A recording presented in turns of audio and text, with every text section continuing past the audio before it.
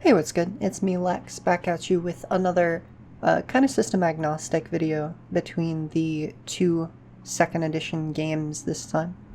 Uh, I was going back and watching some of the videos that I used to when I was first getting into running tabletop RPGs, and I was reminded of and rewatched the wonderful video by Matthew Colville, Action-Oriented Monsters.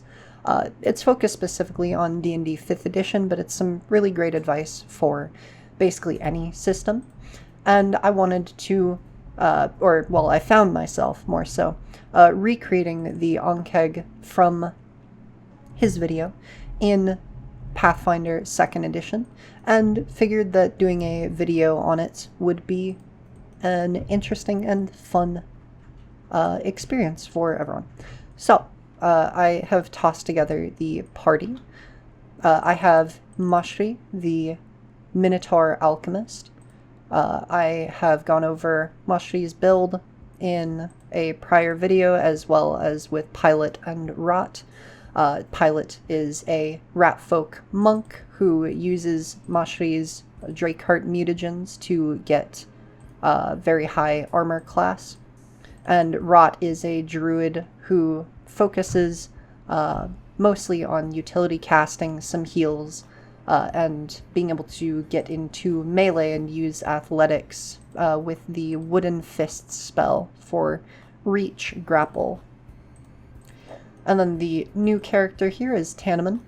Tanneman was built in a free archetype game, but I decided to bring him over because the free archetype is just for weapon improviser, to be able to use mugs as weapons, be able to throw them and hit things with them.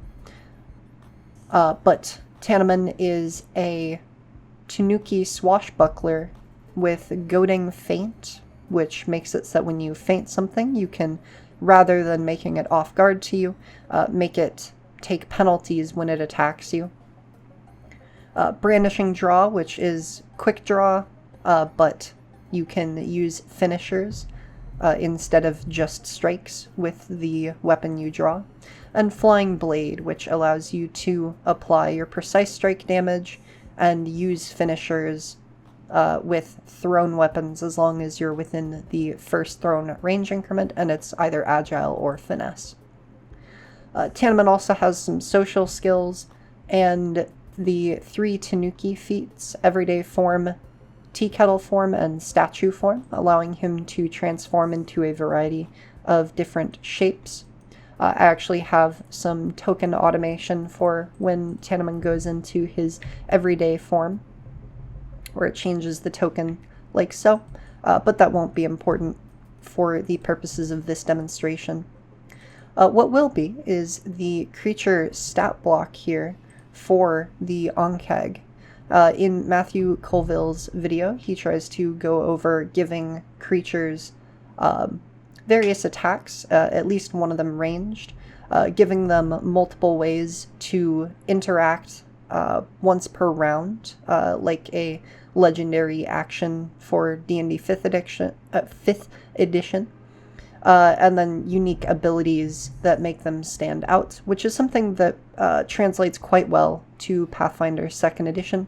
So for the Onkeg here, I have given it the bite attack and the claw attack and an acid glob attack. The bite is very deadly. It does a lot of damage. The claw is agile and does very little damage. And the acid glob does some splash damage and acid at range.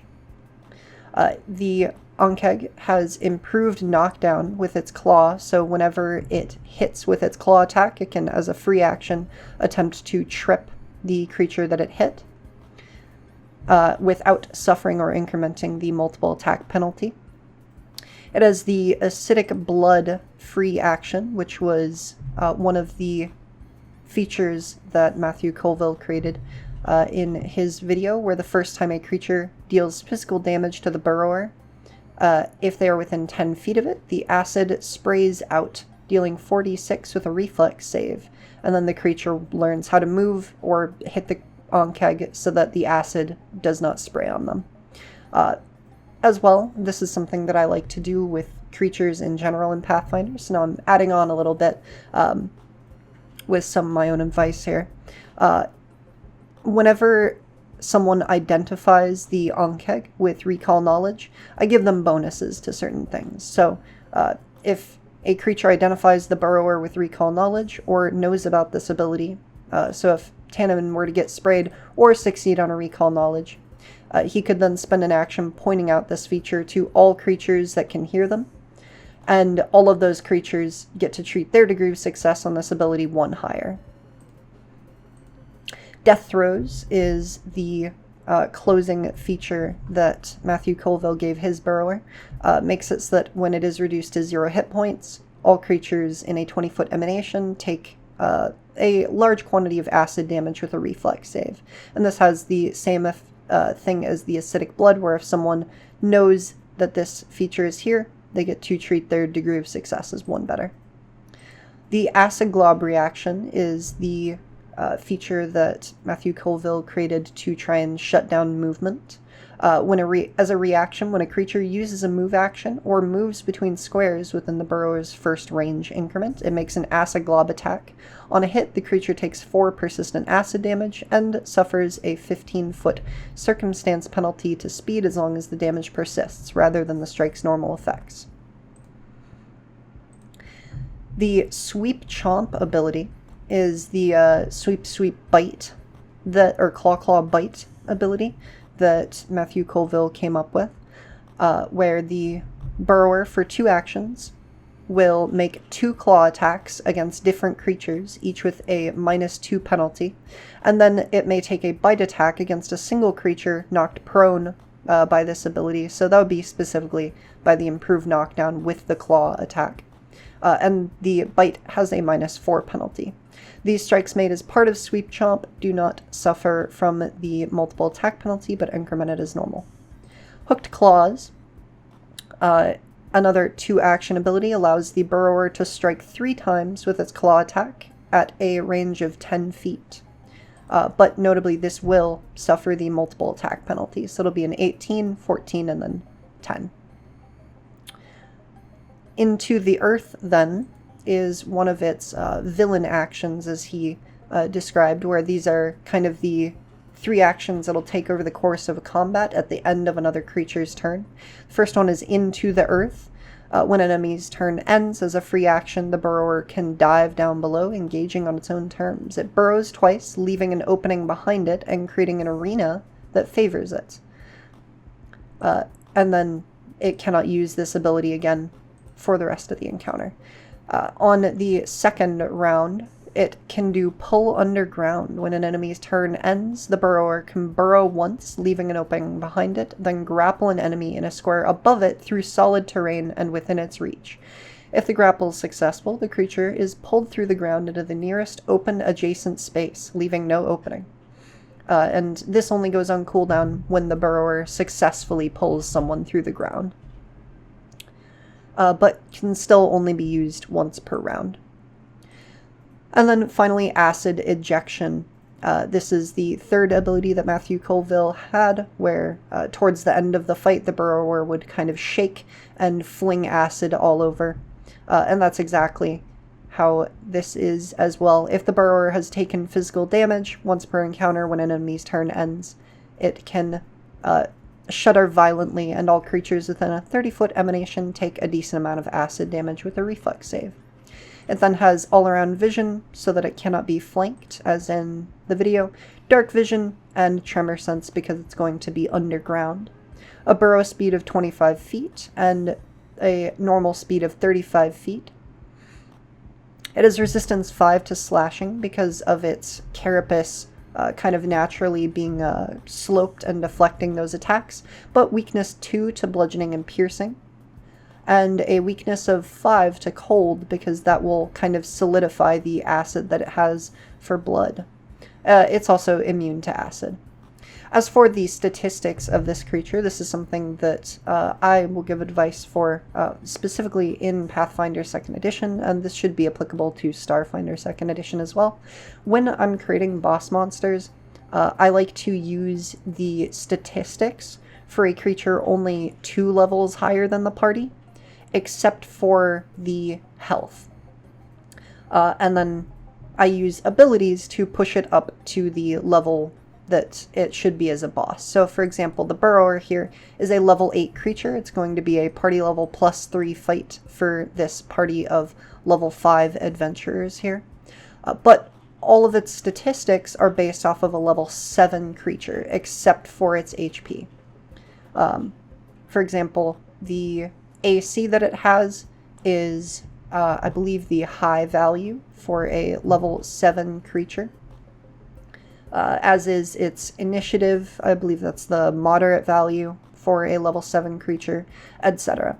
But it's making up for that with the highest value of HP for a level 8 creature, and a large suite of unique abilities that will cause it to be an extremely unique encounter. Something else that I would recommend, depending on your group, is to take a look at the saves and kind of maybe bring them in towards the middle if your spellcasters are not the greatest at being able to identify and target weak saves. For example, if Rot here was playing an offensive caster, but was really heavily theming into, say, just casting a fireball or lightning bolt over and over again, and everyone was okay with it, they wanted to have fun with that, I might consider lowering the reflex save down to from 18 to 16 or 17, bringing it a lot closer to the fortitude save at the middle there. But as is, I will be leaving it at +18. And similarly, if you do that, you would want to bring up the lowest save, so its will would probably go up to 12 or 13. Anyways, I've prepared the stage, I have explained the creature, now all that's left is the combat demonstration. So, the party has been hired to stake out this camp because the camp has had some of their livestock go missing. They brought all of the animals inside, and they're kind of like in this pen and over here, a lot of sheep and cows, and the party has been hired to just stake out the area while the crew that lives here is out on some trading work. So they've been sitting around kind of chilling. Tanneman is over here having a drink at the table. Rot is tending to the fire. Mashri is checking some of the supplies that they brought along. And Pilot is sitting on the back of this wagon, just kind of staring at the sky when they hear a rumbling below the surface. And bursting forth from the ground is this large insectoid creature. Long appendages, hooked arms, and dirt flies everywhere in a massive cloud. I also want to show this over here. I'll be using this to demonstrate a kind of height map to make it clear exactly what's going on, because I know it can be kind of difficult to track exactly what's happening with vertical maps. As it bursts forth from the ground, Tanneman is going to kind of push back. The chair will hit the ground as he tosses the drink out of his mug and gets ready to fight. Rot will whip around Mashri as well, and Pilot sits up attentively. And we will roll initiative for all of these creatures.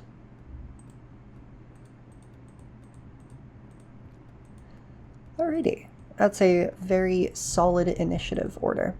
When initiative is rolled, Pilot has the collar of the shifting spider, which will inject him with a Drakeheart mutagen, raising his armor class a lot as his fur kind of hardens into a set of scales.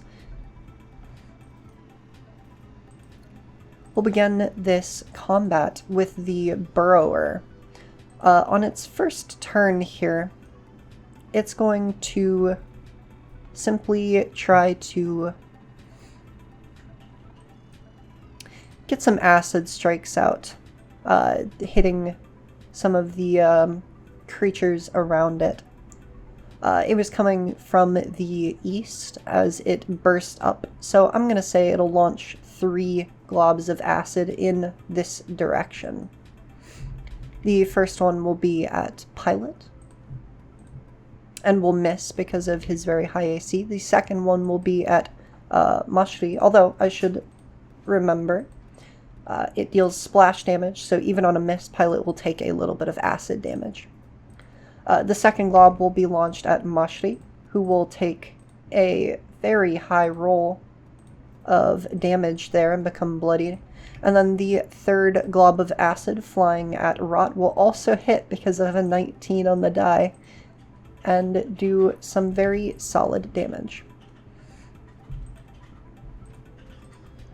We'll go then to Rot, who is going to go ahead and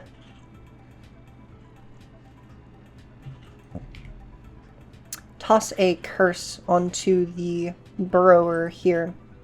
The Albatross Curse. This is a newer spell that makes it so that a bird flies around the head of the Burrower, a spectral albatross, and it gives a +1 circumstance bonus to attacks against that target. So the Burrower is now going to be easier to hit. Rot will then simply spend an action battle medicining. And I do not have a healer's toolkit on Rot's sheet. Accidentally. There we go. Oh, I should also reset the hero points to 1. Alrighty. Battle medicine. Get some healing. Excellent. At the end of Rot's turn, the Burrower has the opportunity to dive into the earth, but it's going to wait until something attacks or approaches it. Mashri is going to use battle medicine on himself. It's a very useful feat. Oh, a critical success is going to heal him right up. He will then be tossing some versatile vials using Quick Bomber at this Burrower, and perhaps even, yes. He is going to pull out a Dread Ampule and throw it at the Burrower here. 4 on the die. Musha, you'll go for a hero point on that. 8 on the die is still a miss, and the Burrower will just take 4 splash damage. Mushri's last action then will be to recall knowledge, which there is a macro for. And that will unfortunately be a failure because he rolls a 3 on his die. At the end of his turn then, because the Burrower has been struck, it is going to use its Into the Earth ability. This allows it to burrow twice, leaving an opening behind it. So, its first 5 feet is going to be descending straight down, and then it has 45 more feet of burrow that it can do. So it is going to form this 20-foot long passageway and turn around it like so. And this is going to create this shape underground, with a wall left right here between these squares, although it is a very thin wall. If someone were aware that it was so thin, they could likely attack through it. Tanneman, seeing exactly what is happening down there, is going to raise the wooden bracer he has on his arm and hop down this pit. And for the sake of the story, what I would clarify to the players here is that despite this being a 10-foot pit, they're not going to take damage or fall prone for going into it. They can kind of like slide down the edge because it's this burrowed tunnel. So Tanneman will go here and descend into the pit, continuing his stride. He will get here and then hear something around the corner. He has one action left, which he's going to use to simply round the corner, and he will see the burrower rearing up, ready to strike him. We'll go to Pilot next, who is, going to use, enter his wolf stance, and then use the Key Rush focus spell to stride twice for an action and become concealed until the start of his next turn. So he hops down and is able to make it all the way here with a single action, and is now underground. And then with his last action here, he is going to Flurry of Blows the burrower in wolf stance. A miss, and then a hit. And that hit will deal 7 damage to the burrower, which increases to 9 as his piercing bite manages to crack the carapace of the burrower. But it is also going to spray some of its acidic blood all over him. He will succeed that saving throw because of a high roll, despite the Drakeheart mutagen's penalty to these kinds of saves, and he will only take half damage from that. And now he can, I would inform the player, just so that they don't feel taken aback in the future. I would inform them that they no longer need to worry about that ability. They can strike in a way where the acid blood will not spray on them. But other people will still have to have that learning experience unless Pilot on his next turn spends an action letting everyone know. And we move on to round 2. So the burrower now gains access to whichever of the 2 abilities it wants to use this time, either Pull Underground or Acid Ejection. But it will have to do that at the end of another creature's turn. For now, it's going to go for Sweep Chomp, striking twice, once at each creature with its claw attacks at a -2 penalty. That is going to hit Tanneman. And it is also going to hit Pilot, but not critically hit. So, Tanneman will take 9 damage, and Pilot will take 14. It is then able to, because of its improved knockdown, attempt to trip both of these combatants as it hits them. It will succeed on its trip against Tanneman, who will fall prone. And it will succeed on its trip against Pilot, who will also be knocked prone. It's then going to go in for the Chomp attack on Pilot, because Pilot looks the most injured. So a bite at a -4 penalty will miss doubly because of a low roll and because of the concealment that Pilot has from being using the Key Rush ability, because as it details in here, it is simply concealed. It is not visual concealment. It's more of Pilot is moving so quickly that it's difficult to target him. The Burrower then is going to spend its last action diving down another 10 feet and moving 15 feet back this way. And I will color this second row green.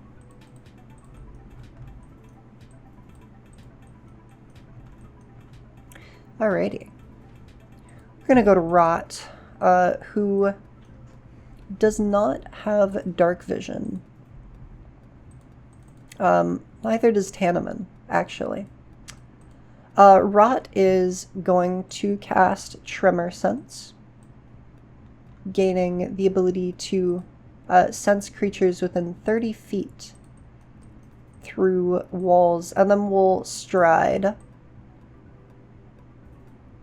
to get down with the rest of the party here. Mashri, seeing that it is dark down here, is going to stride twice, and then I believe Quick Alchemy until the start of your next turn. Yes. Mashri will use Quick Alchemy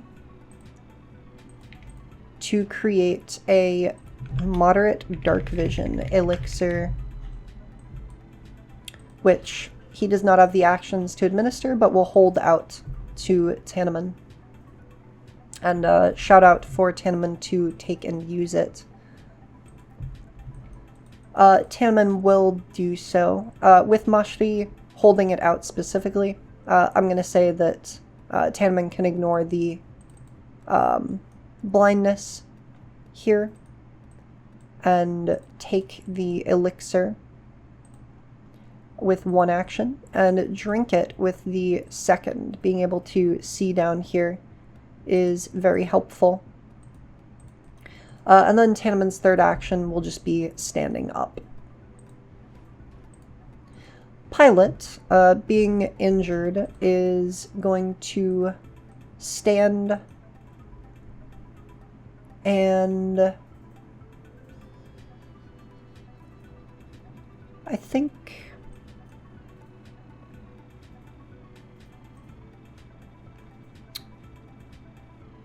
just ready to use a key strike if the Burrower becomes visible again. And that's actually at the end of Pilot's turn here. Before we go to the Burrower, it is going to be using Pull Underground. It can burrow once, leaving an opening behind it, and then grapple an enemy in a square above it, through solid terrain and within its reach. So it is going to burrow 15 feet that way, and then move back some, like so. Just creating a longer sort of tunnel here, which I will make green. There we go. And then it is going to attempt to pull Pilot through the ground. And it will succeed. Its claws burst forth from the earth underneath them and grab Pilot, dragging Pilot down onto the floor below with it. Oh yes, and I have forgotten to update these two as they have come down as well. It can get difficult managing 3D space on a 2D platform, but it works quite well, and especially when you're actually at a table with multiple other people who are helping you keep track of things. So yes, then we move on to the Burrower's turn, but not before Pilot gets to actually use the key strike that he had readied. It does not have the manipulate trait, so he simply gets to apply it. And he is going to apply it as force damage, as he then makes 2 attacks with his wolf jaws. One will be a critical miss, and the other will simply be a miss. Pilot is struggling with these attacks. Alrighty, now we can finally properly move to the Burrower. The Burrower is going to take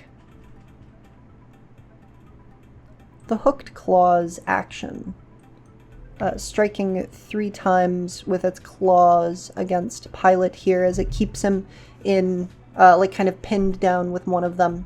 It will strike 3 times with the other. Oh, a critical hit will deal 22 damage. And then it is able to use Knockdown as a free action, which will knock Pilot prone. And then its last 2 attacks will miss, and at the end of its turn, Pilot will no longer be grabbed, but will still be prone on the ground. The Burrower's last action then will be to burrow further back and down a little into the ground. So I will drag out this tunnel and illustrate that it is 5 more feet down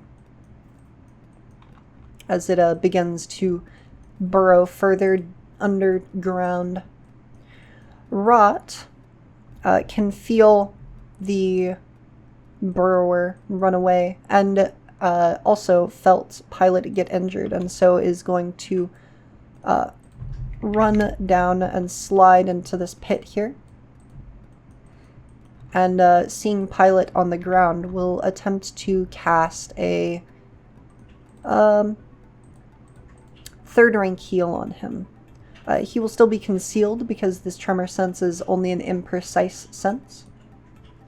Oh, and a nat 1 is not what you want to see. The hero point for Rot will be spent on trying to ensure that this heal can go through. There we go. Passing the concealment check, healing Pilot for 45 hit points.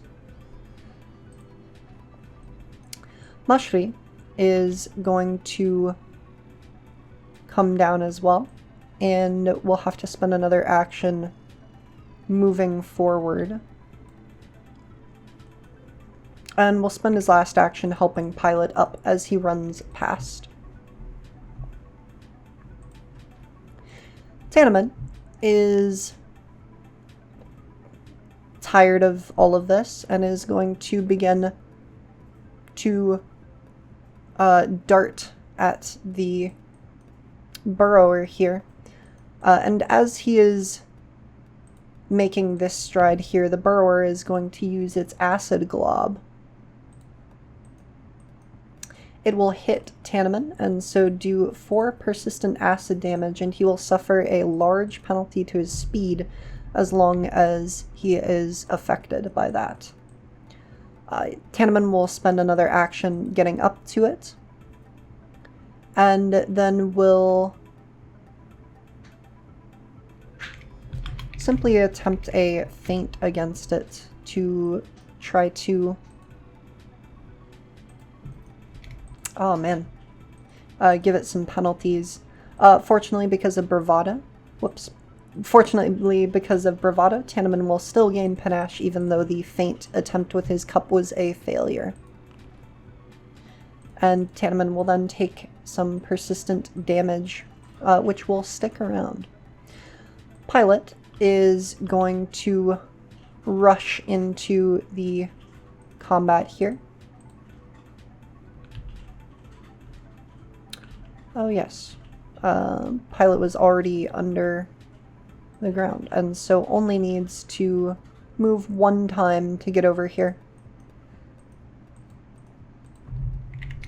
I have to be sure that I'm keeping up to date with all of these vertical positions. There we go. Alright, Pilot will spend 1 action getting over here. And 1 action attempting to demoralize the Burrower with his intimidating glare. That will unfortunately fail because of a low roll. And then a flurry of blows, which will all entirely miss. The Burrower will be taking its turn now. And this looks like it's probably going to be a repeat of the turn before. Yes. With a sweep chomp, making a claw attack at a -2 against Tanneman. That'll hit. Not critting because of the -2. Another attack against Pilot. Both attacks will hit, which means that 16 damage goes to Tanneman. 10 damage goes to Pilot, and then it can attempt to knock both prone. Tanneman will be knocked prone and take an additional d6 of bludgeoning damage. And Pilot will also be knocked prone and take an additional d6 of bludgeoning damage. Its last action then will be to attempt to, or actually continue to burrow. It is currently 25 feet up. So it is going to use 5 feet to deepen this pit fully, and then move this far to the side. And I will make this tunnel blue as it descends even deeper.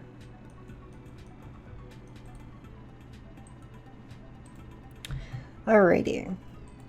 Rot is going to move forward and pick up both of the melee combatants. And that will be all.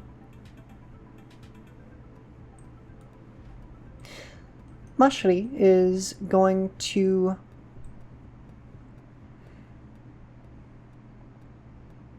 slide down into the pit here.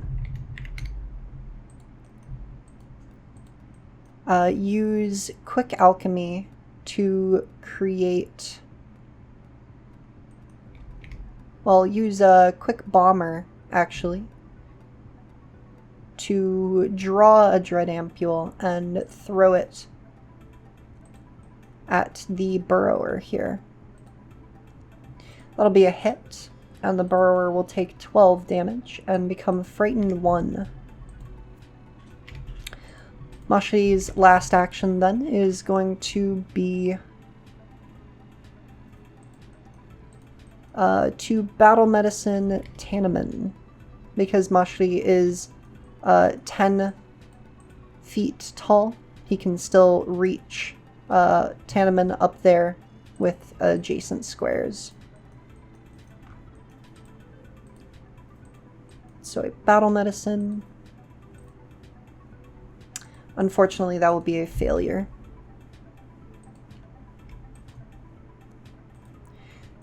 We'll then go on to Tanneman, who is going to slide down and run up to the Burrower here. It's not going to acid spray him because it can see that the acid glob is already on him.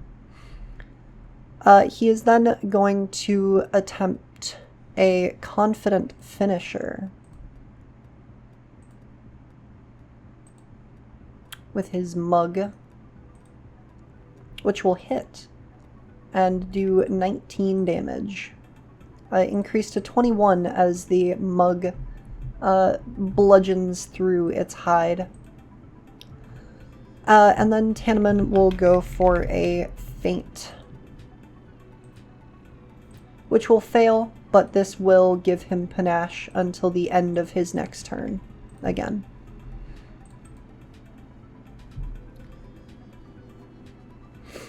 And then you'll take that persistent damage, attempt that recovery check, and we will go over to Pilot. Pilot is going to slide down into the pit here, at which point the Burrower is going to be able to use that acid glob, but that will miss, and so will do nothing, as the effects here replace the default.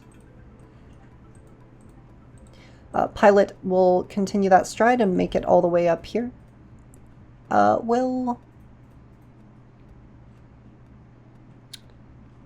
go for a grapple, as I believe Pilot has the Titan Wrestler. Yes. We'll go for a grapple to attempt to lock down this Burrower. Ooh, a critical success is probably going to turn the tides here, as the Burrower becomes restrained. It can't take any actions until it escapes. And then Pilot will use Flurry of Blows to make some unarmed attacks, one of which will hit.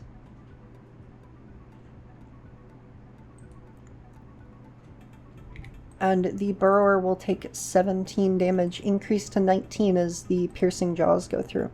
This has also reminded me that the acidic blood of the Burrower was supposed to spray onto Tanneman when Tanneman hit it with his cup. So just running back to that, a success on the saving throw means half damage for Tanneman. Alright, Pilot has locked this thing down, and it figures now is as good a time as any to shake violently, spraying acid all over. The 30-foot emanation is going to hit all 3 of the creatures down here, but not Rot. So they are all going to have to make this reflex save. Oh my god. Double natural ones. Tanneman will be hero pointing that. Oh, and a critical failure because of the Drakeheart mutagen as well. Pilot will also be hero pointing that. And Mashri already used a hero point. So here's the damage. Both Tanneman and Pilot will be taking full damage from that, which knocks Tanneman down to dying 1. And I believe... yeah. Alrighty. And then Mashri will be taking double damage from that, which knocks him down to dying 2. This is quite bad, as you can likely tell.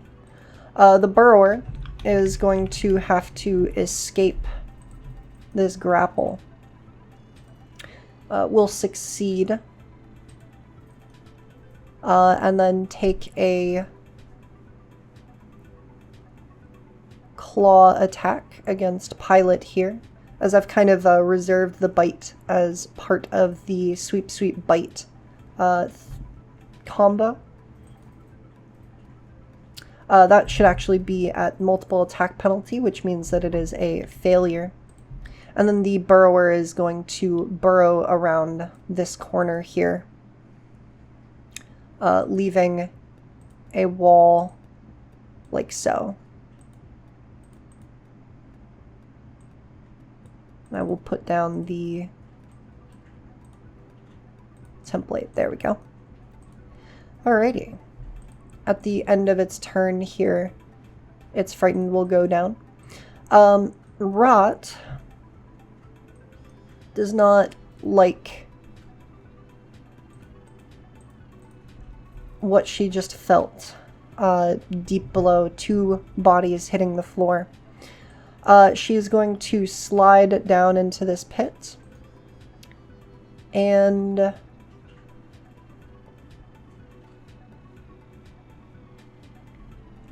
heal up Mashri with a 3rd rank heal.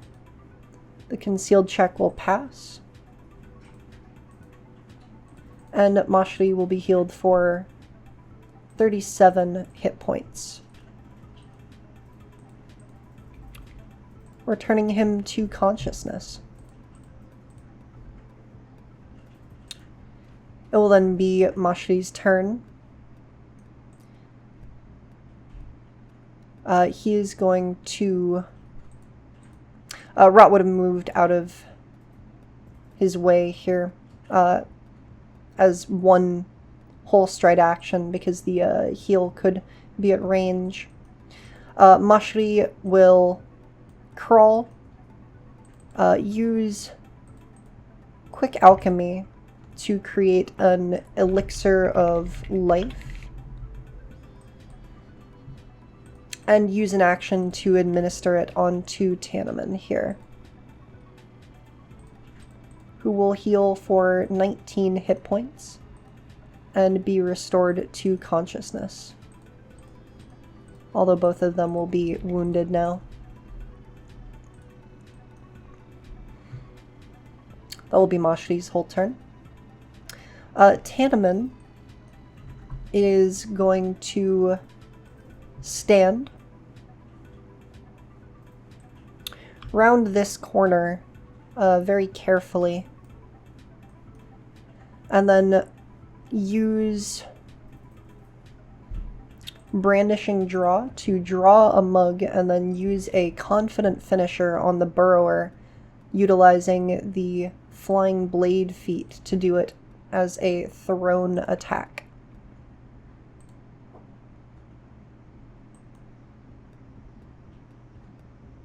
And I will just be using the melee statistics, even though this is a ranged attack, because the automation gets kind of strange when you use vertical heights. That'll be a hit against the Burrower, and it will take 26 damage, increased to 28 as it gets bludgeoned. That ends Tanneman's panache. Everyone is also on the same level now, like so. Alrighty.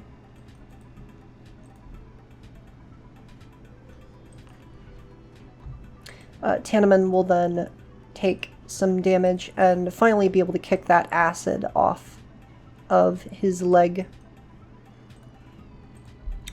Pilot is going to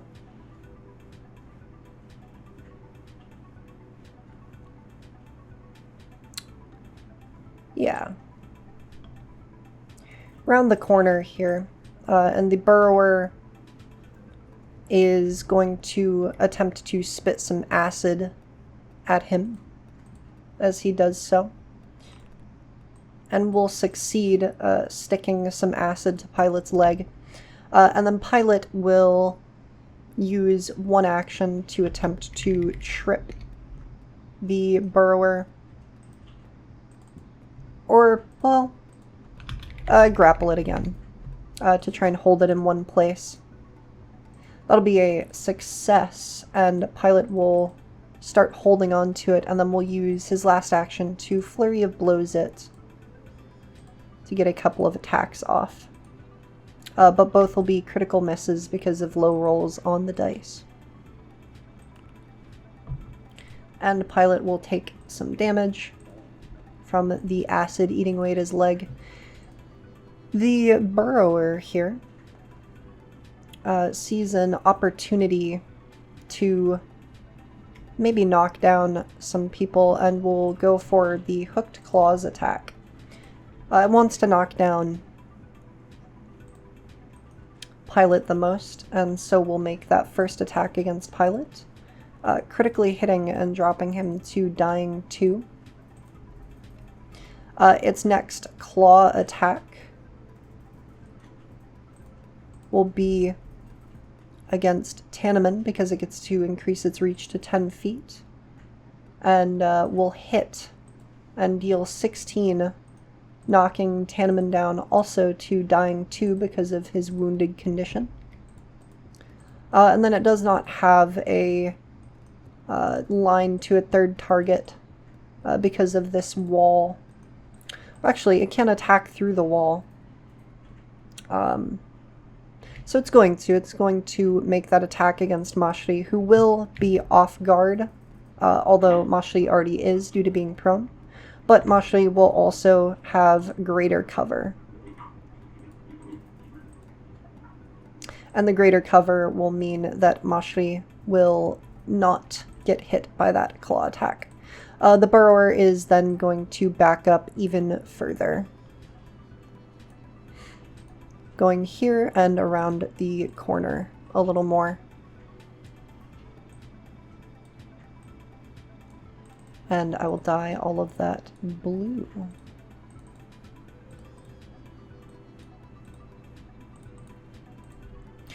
Alrighty.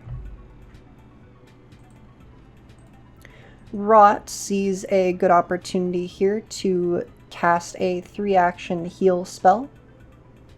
So that is just going to heal everyone for 7. Oh, that's rough.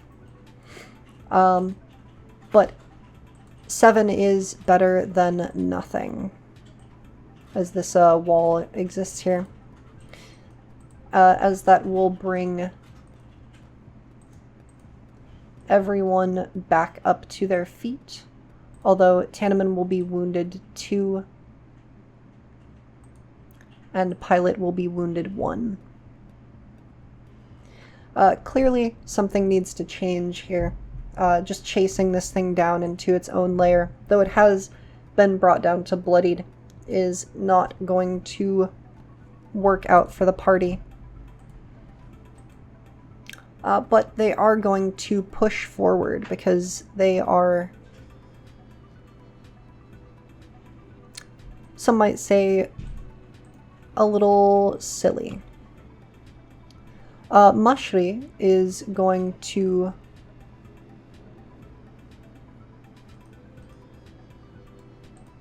delay so that he can move. Tanneman is going to stand.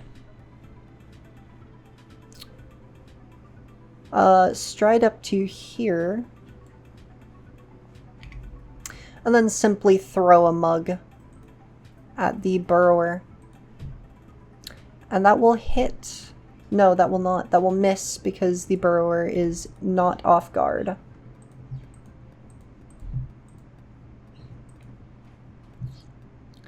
Pilot will stand.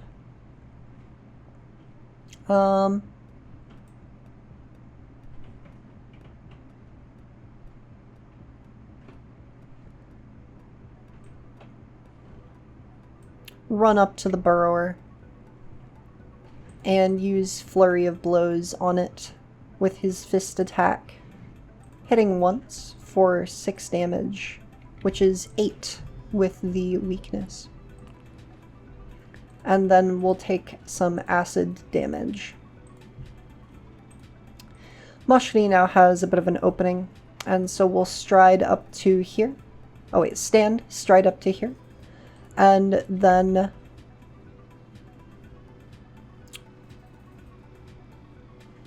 use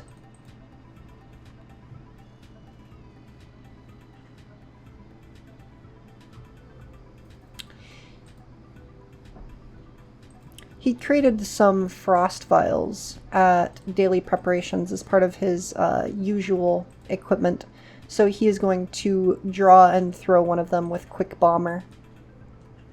That will hit the Burrower, and it will take 21 damage. He sees as the frost spreads across its exoskeleton and kind of makes it crack and fracture. And the Burrower is going to gain a penalty to its speeds as well.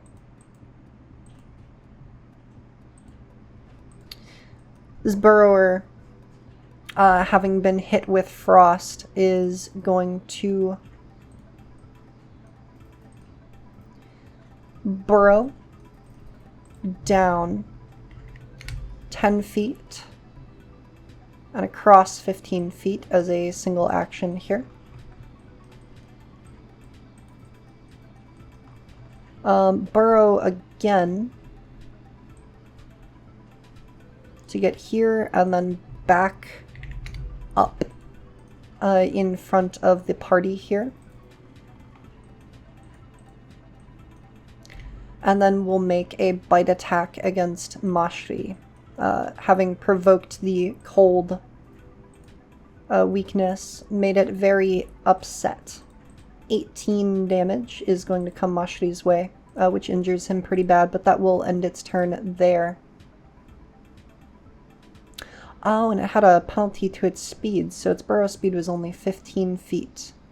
So rather than diving down and making that entire movement, it would have had to go like this. 5, 10, 15, 20, 25, 30. I believe that's 30. The automation on the ruler is a little strange.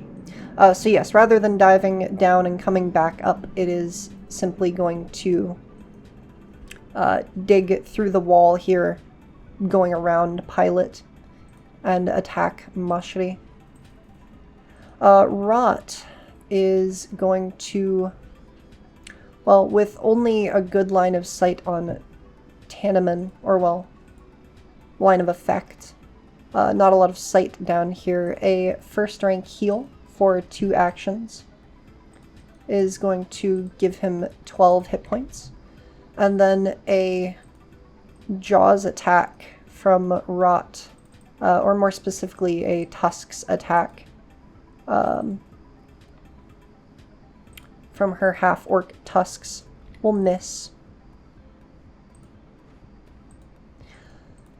Tanneman is going to feint against the Burrower, continuing to fail, but gaining panache will be very helpful.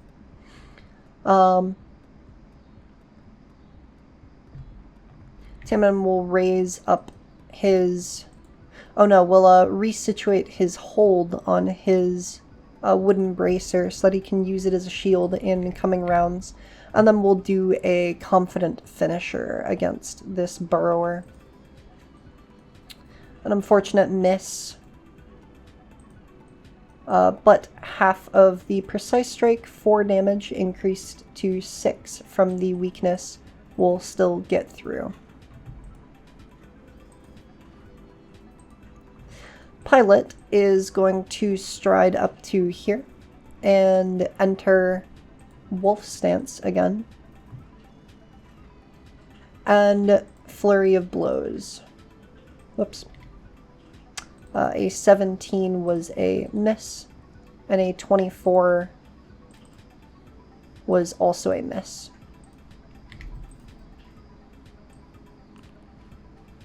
And then the acid damage is going to bring Pilot down once more to dying 2. Alrighty, Mashri, having seen how effective that Frost Vial was, and also cornered by this Burrower, is going to Quick Bomber to throw the Frost Vial. It'll still deal splash damage, which is 9. And then Quick Bomber just twice more to make a versatile vial. The first one will hit and do 17 damage. And then the second one will, or the third one will miss and do 9 with just the splash. Then get back over to the Burrower, which is going to use Sweep Chomp again. A claw attack at Mashri will hit and deal 16 damage, and an attempted trip will knock Mashri prone and deal an additional 3 bludgeoning. The other attack is going to go against Rot, who has been outputting a lot of healing potency for the group. That will hit and deal 13 damage. And then the trip attempt will succeed, knocking Rot prone. And then the Burrower's bite attack at a -4 against a prone creature will hit and deal 19 damage to Mashri, which will knock him down to dying 2. Its last action then is going to be to attempt a swipe at Rot, which will miss. It's Rot's turn. 2 actions to heal Mashri is a decent bet.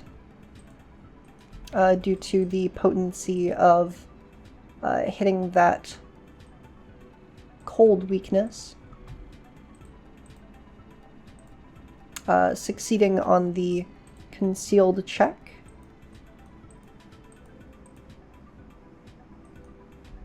And then the last action can simply be a Tusk Strike against the Burrower here, which will hit despite the odds and do 11 damage. This Burrower is just barely hanging on. Tanneman is going to attempt once more to feint. Goodness gracious, this has been a string of bad rolls, but still gaining panache until the end of next turn is decent enough. And a confident finisher is going to close out this demonstration as the Burrower finally is brought down by Tanneman hitting it with his mug. Its carapace shatters fully, and the party is able to scramble together to get Pilot up from dying and pull the acid off of his legs.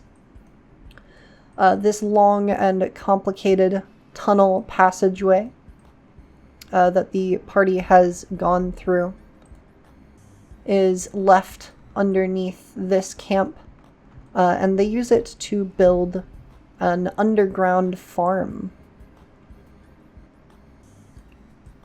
to contain the livestock during winter.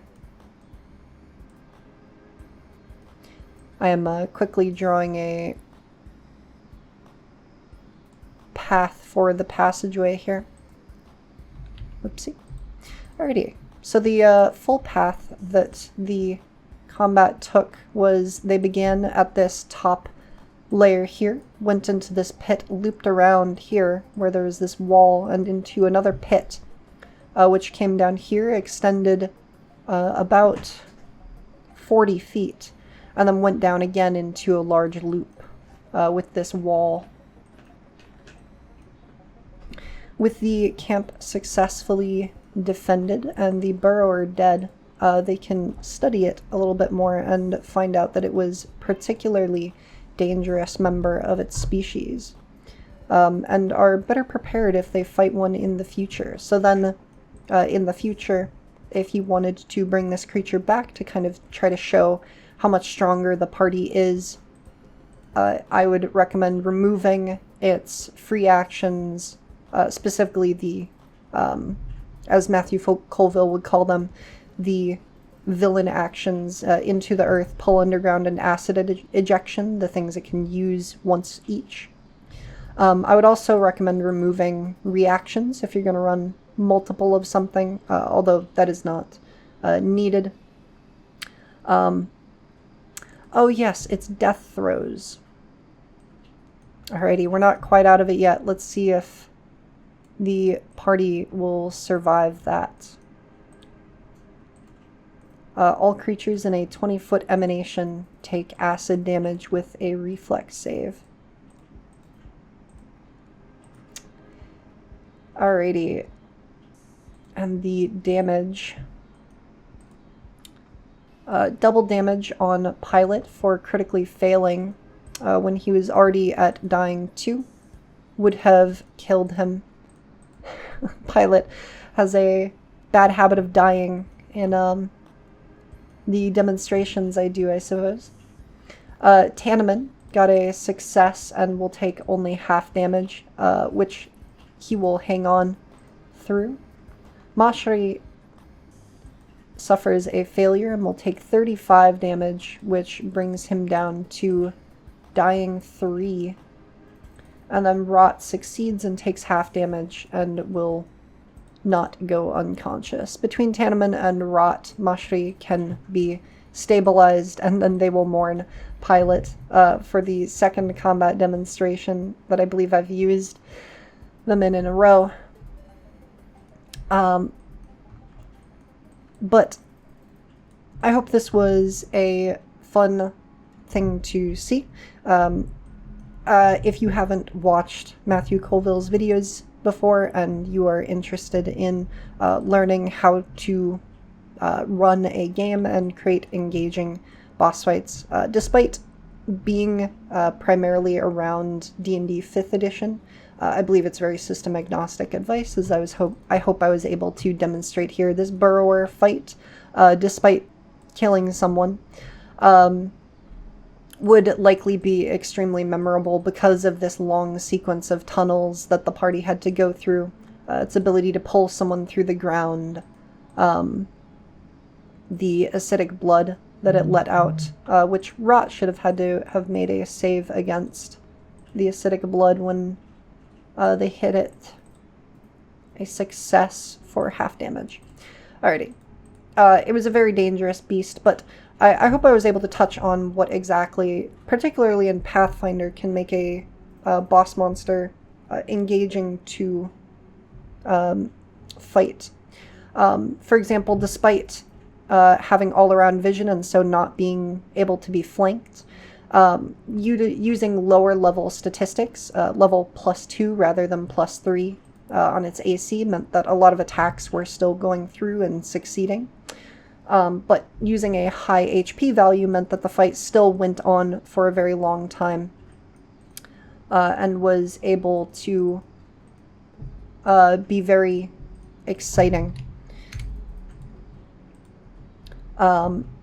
Using reactions and free actions and unique 2-action abilities, plus continually moving to create this dynamic chase down, as they were kind of obligated to defeat it, or at least they felt that they were, was very interesting. And having these minor weaknesses and resistances can spice up the fight. We didn't have anyone who dealt slashing damage, but if we did, they might have been incentivized to switch to, say, unarmed attacks, or to switch to a more supportive role.